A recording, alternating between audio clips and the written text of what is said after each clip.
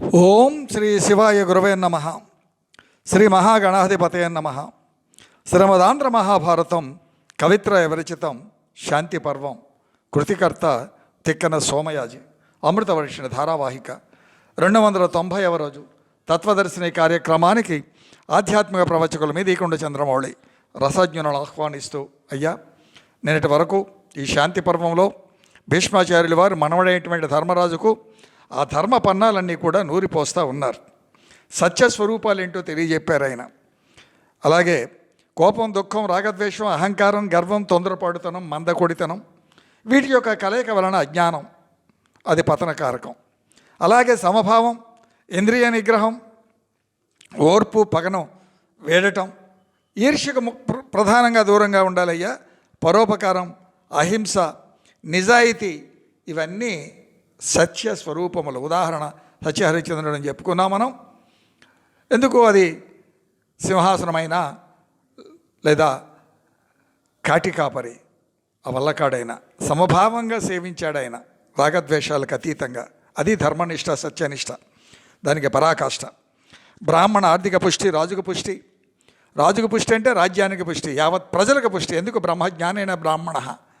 జ్ఞానవంతమైనటువంటి పాలనలో ప్రజలు, పాలకులు సురక్షితంగా ఉంటారు. బ్రాహ్మణ దరిద్రం, రాజుకు దరిద్రం. కారణం ఏంటో నిన్న చెప్పుకున్నాం. తల్లిదండ్రులను నిరాదరిస్తే మహాపాపం అయ్యాది. ధర్మరాజుకు పూర్ణంగా ఆ జ్ఞానానంతా కూడా ప్రేమగా మనవడు కదా నూరిపోస్తూ ఉన్నాడు. భీష్ముడు ధర్మరాజుకు తపం అంటే ఏంటో చెప్పే విధానంలోకి వచ్చాం మనం. ఆనవాయితీగా స్వామిని నుతించే ఓ ప్రక్రియ.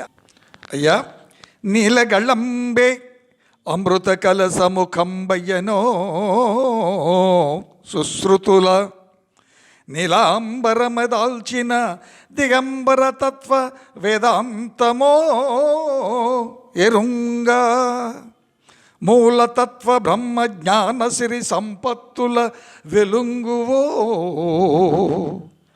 కళా కలిత చతుర్వేద సోమా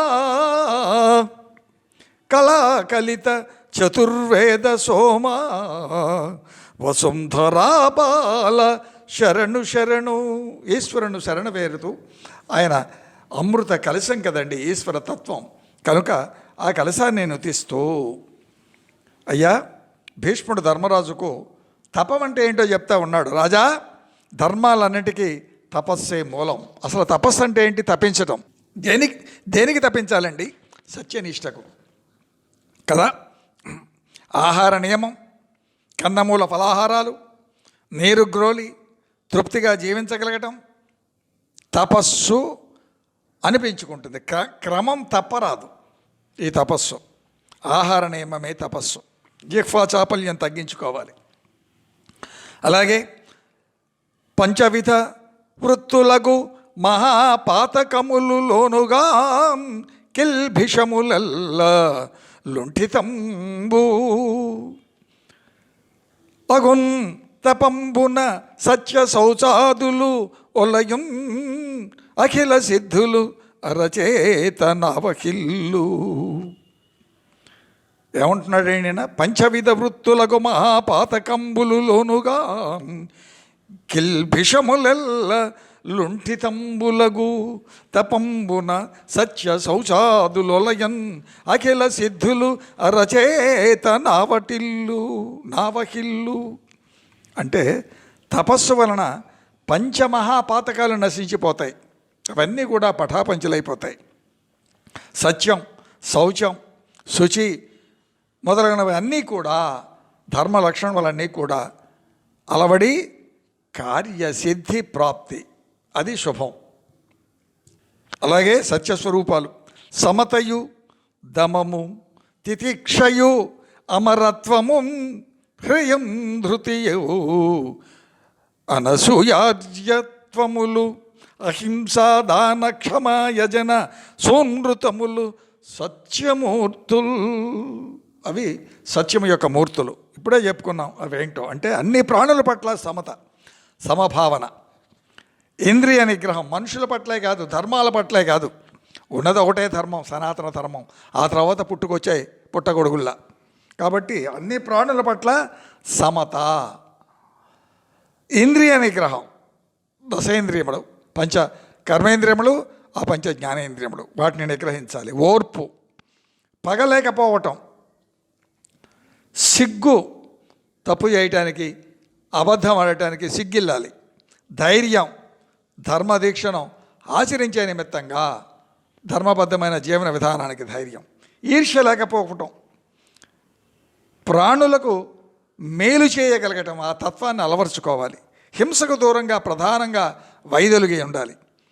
అలాగే యాగం చేయటం, జీవనమే యజ్ఞ వైభవంగా ఉండాలి. ఈ దేహమే యజ్ఞ వాటిక, పలుకు యజ్ఞ భావనామయం. ఆ విధంగా జీవించాలి. ఎవరైతే దానం అంటే ఓర్పు, ఉన్నంతలో దానం చేయగలగటం, నిజాయితీగా ఉంటారో వాళ్ళకి ధర్మం జయాన్ని ఇస్తుంది. ఇవన్నీ కూడా సత్య స్వరూపములే. ఎవరు ఇలా ఆచరిస్తారో ఆ జీవనం యోగమయ జీవనం అవుతుంది. కాబట్టి ధర్మాల పాదు సత్యం. ధర్మాలన్నింటికి పాదు సత్యం అంటే మూలం. అశ్వమేధయాగ ఫలం సత్య ఆచరణతోనే ప్రాప్తి. ఎన్ని యజ్ఞాలు చేసినా, ఎన్ని దానాలు చేసినా అబద్ధం ఆడరాదు. సత్యనిష్ట, దాంతోనే ధర్మనిష్ట. అరిషడ్ వర్గాలే పతన హేతువులు. కామ, క్రోధ, లోభ, మోహ, మదమాశ్చర్యముడు ఇవి పతన కారకములు.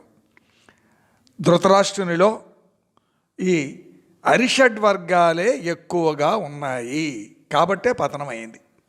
జాతి వంశ నాశనం కారణం ఈ అరిషడ్ వర్గమే. ఎవరినో ఏదో సాధించాలి, ఎవరినో తన్నేయాలి. ముందు మన మనసు మనను దంతుంది, ఆ రోగాలన్నీ అంటుకుంటాయి. కాబట్టి బహు జాగ్రత్త సుమా. హింసా ప్రవృత్తి అన్నింటినీ మించిన దోషకారి. కాబట్టి మనోవాక్కాయ కర్మల సాక్షిగా హింసా ప్రవృత్తికి దూరంగా ఉండాలని ఇంకా అనేక నీతులు ధర్మరాజుకు భీష్మాచార్యుడి వారు చాలా వివరంగా బోధించారు. ఆపై నకులుడు, సహదేవుడు, మిగతా మనవాళ్ళు కూడా ఉన్నారు కదా, వారిని దగ్గరికి తీసుకొని, నాయనా నువ్వు ఖడ్గ విద్యలో, నకులుడితో అంటున్నాడు, నిపుణుడివి కాబట్టి వినవయ్యా, ఖడ్గ విద్యలో నిపుణుడైనటువంటి నకులునకు తాతగారు ఈ విధంగా చెప్తా ఉన్నారు. బ్రహ్మ ప్రాణికోటిని సృష్టించాడు, అది మనందరికీ తెలుసు. రాక్షసులు ప్రవర్తన మితిమీరిపోయింది, హద్దులు దాటిపోయింది. ఆ పేరులోనే ఉంది రాక్షసులు. ఆ రాక్షస తత్వంలో పైశాచిక తత్వం. దానికి ధర్మనిష్ట, సత్యనిష్ట ఎందుకు ఉంటుంది? ఆ ధర్మం, సత్యం ఎవరైతే వదిలేస్తారో వాళ్ళంతా పిశాచాలతోనే సమానం. కుహన లౌక్యాలు, అవకాశవాదాలు, చాలా తెలివిగా మాట్లాడుతున్నామని బోడిగుండికి బట్టతలకు ముడివేసి మాట్లాడగలగటం, ఎవరినో తొక్కేసే లోపు మన మనసు మన 100 సార్లు తొక్కేస్తుంది. ఆ జ్ఞానం నశించటం కారణం ఈర్ష్య, రాగద్వేషాలకు అతీతంగా జీవించలేకపోవటం. ఇవన్నీ పతన కారకాలయ్యా. బ్రహ్మ 1000 ఏండ్లు తపస్సు చేశాడు. అగ్నిగుండంలో నుంచి భూతాన్ని సృజించాడు, దాన్ని ఖడ్గంగా మార్చాడు. చూడండి ఎంత నిశితమో. ఆపై శివుని ధ్యానించి ఆయనకు ఈ ఖడ్గాన్ని ఇవ్వగా, భరించగలిగిన వాడు ఆయనే, మంగళకరుడు కదా శివుడంటే. సంతోషించాడు శివుడు. ఒక్క హోంకరించాడు శివుడు. రాక్షసులు దండెత్తి రాగా ఆ ఖడ్గంతో అందరినీ సంహరించాడు. ఆ కత్తిని ఆపై పాలనాధికారం విష్ణువుకి ఇచ్చాడు. ఎవరో శివుడు. దానిని విష్ణువు మరీచి పరశురామునకు, ఆ పరశురాముల వారు ఆయన మునులకు, వారు దానిని ఇంద్రునకు, ఇంద్రుడు దిక్పాలకులకు, ఆపై దుష్యంతునకు, ఆయన భరతనకు ఇచ్చాడు. అది ద్రోణునకు, ఆ భరతుడు నుంచి ద్రోణుడు కృపునకు, ఆపై మీ 5గురుకు చేరిందయ్యా ఈ ఖడ్గ విద్య. అంత ప్రాశస్త్యమైనటువంటిది. అంటే మిగతా వాళ్ళకి చేరలేదని కాదు, ఇక్కడ చాలా విశేషంగా చినుకుకు మధ్య కత్తిని జుళిపించుకుంటూ వెళ్ళిపోగలిగినటువంటి వాడు నకులుడు. వర్షపు చినుకులలో అంతటి ప్రావీణ్యం ఖడ్గ విద్యలో భూమండలంలో ఒక నకులుడికే సాధ్యమైంది. అందుకనే ఆయన ప్రస్తావనగా చెప్తా ఉన్నారు. కత్తికి నక్షత్రం ఏది మరి అంటే కృత్తిక అని నిర్ణయించారు. దేవత అగ్ని, కృత్తికా నక్షత్రం. నేను ఒక సిద్ధాంతిని కనుక అందుట్లో ఉంటుంది. ఇది గురువు శివుడు అంటే దైవం. అసి విశసనం, ఖడ్గం, తీక్షధారం, దురాసదం, శ్రీగర్భం, విజయం, ధర్మపాలనం. ఈ 8 ఆ ఖడ్గానికి ఉన్నటువంటి అష్టనామాలు. 8 రకాలుగా అది పిలిపించుకుంటుంది. అందుకనే అసిధారావ్రతం అని అంటాం. అంటే కష్టసాధ్యమైన పనులు, కత్తి మన మీద సాధన చేయటం అయ్యా అసిధారావ్రతం. విన్నారు, భక్తిగా ప్రణమిల్లారు, తాత దగ్గర సెలవు తీసుకున్నారు, మొక్కారు, ఆపై నిష్క్రమించారు. హస్తినలో విదురుడు ధర్మార్థ కామాల వివరణ అడిగాడు. ధర్మరాజు ధర్మాన్ని బట్టి ధనం, ధనం వలన కామం అన్నాడు ధర్మరాజు. అర్జునుడు అన్నింటికీ మూలం ధనం అన్నాడు. కవలలు ధర్మాధర్మాలకు ఆధారం, ఆధేయాలు, ఒకదానికొకటి ఆధార ఆధేయాలు విడదీయరానివి అన్నాడు ధర్మ అధర్మములు. ఇక భీముడు పెరుగులో సారం వలె ధర్మార్థాలలో కామం అంతర్లీనంగా ఉంటుంది. పెరుగులో సారం వలె ధర్మార్థములలో కామం అంతర్లీనంగా ఉంటుంది. పువ్వులు తేనెను గ్రోలినట్లు పువ్వుల్లో తేనెలు, పుష్పాల్లో తేనె ఉంటుంది కదా, ఆ తేనె మకరందం, భ్రమరాలు గ్రోలుతాయి. కాబట్టి పువ్వులలో పుష్పాలలో ఉన్నటువంటి తేనెను ఎలాగైతే గ్రోలుతామో ఆ విధంగా మన జీవన విధానం ఉండాలి. అంత సున్నితంగా, అంత ధర్మబద్ధంగా ఉండాలి. ఈ 3 విడదీయరానివి అంటే ధర్మం, అర్థం, కామం. ధర్మార్థ కామములు అంటారు. చతుర్విధ ఫలం 4వది మోక్షం. ఎలా ఉండాలి? ధర్మాన్ని అంటిపెట్టుకున్నటువంటివే కామం కానివ్వండి, అర్థం కానివ్వండి, ఏదైనా ధర్మాన్నే అంటిపెట్టుకోవాలి. ధర్మం ఒక్కదాన్ని వదిలిపెడితే అర్థకామాలు పతనకారకం. ధర్మాన్ని సేవించినటువంటి అర్థకామములు మోక్షకారకం. కాబట్టి విడదీయటానికి వీల్లేదయ్యా ఇవన్నీ 3 కూడా. అంటే అంటనట్లుగా జీవనం సాగాలి. వాటిని ఆచరించగా తప్పదు. వాటితోనే మమేకం అవ్వటం ధర్మ విరుద్ధం. కృతజ్ఞతగా ఉండాలి. దేనికి? విశ్వాసఘాతకుని యొక్క ఆ దేహాన్ని కుక్కలు కూడా ముట్టవు. విశ్వాసఘాతకులు వాళ్ళ యొక్క దేహాన్ని కుక్కలు వాసన చూసి వెళ్ళిపోతాయి, ముట్టవు. అంటే ఆలోచించాలి ధర్మనిష్ట ఎలా ఉండాలో, జీవన విధానం ఎలా ఉండాలో, ఎలా ఉండకూడదో ప్రధానంగా తెలుసుకుంటే ఎలా ఉండాలో మనకు అర్థమవుతుంది. సాధారణంగా ఈ కలి ప్రభావంతో ఎయ్యి ఉండకూడదో అవే ఉంటాయి, ఎయ్యి ఉండాలో అవి ఉండవు. కాబట్టి ఇంత వివరణ అవసరమైంది. ఇది తిక్కన సోమయాజి రచించినటువంటి శ్రీ మహాభారతం శాంతి పర్వం 3వ ఆశ్వాసం సంపన్నం చేసుకున్నాం. రేపు 4వ ఆశ్వాసంలోకి మనం అడుగెడతాం. అయ్యా నా ఓపిన కొలది అక్షరం ప్రతి ఘట్టాన్ని సంగ్రహంగా సాధ్యమైనంత వరకు వదలకుండా మీకు వినవించే ఓ చిరు ప్రయత్నం. నేను వినపడతాను తప్ప కనపడను. ఆదరించ ప్రార్థన. విన్నవాళ్ళు స్పందించడం ధర్మం. ఎందుకు స్పందించమంటున్నాను అంటే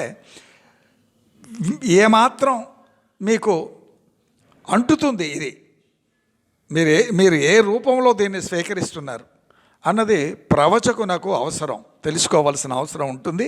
ఆ నిమిత్తంగా మిమ్మల్ని కోరుతున్నాను. గడప లోపల కులం, గడప దాటితే హిందువులం. ధర్మం రక్షిత రక్షిత. ఆచరణతో ధర్మం రక్షించబడుతుంది, నినాదములతో కాదు సుమా. సీతారాం.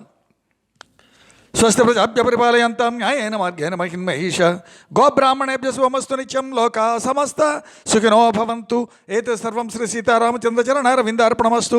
ఓం శాంతి శాంతి శాంతి.